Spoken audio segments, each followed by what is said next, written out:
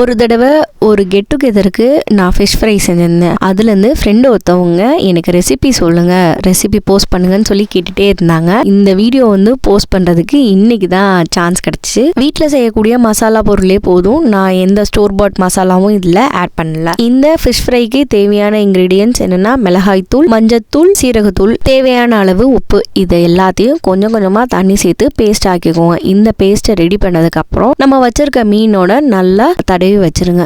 ஒரு 30 to 15 minutes அப்படியே ஃப்ரிட்ஜில் வச்சிருங்க. அதுக்கப்புறமா நம்ம ஷாலோ ஃப்ரை பண்ணா போதும், லோ ஃப்ளேம்லேயே குக் பண்ணுங்க. இந்த ரெசிபியில் நான் ஜிஞ்சர் கார்லிக் பேஸ்ட்டோ இல்லை ஸ்டோர் பாட் மசாலா எதுவுமே எக்ஸ்ட்ராவாக நான் ஆட் பண்ணல. காரமும் வந்து உங்கள் ஸ்பைஸ் லெவலுக்கு ஏற்ற மாதிரி நீங்கள் ஆட் பண்ணிக்கோங்க. எப்பயும் ரெகுலர் மசாலாஸ் போட்டு நம்ம வந்து ட்ரை பண்ணிப்போம் ஃபிஷ் ஃப்ரையை. நான் இந்த வீடியோவில் சொல்லியிருக்க மாதிரி ஃபிஷ் ஃப்ரை ட்ரை பண்ணி பாருங்க, சான்ஸே இல்லைங்க.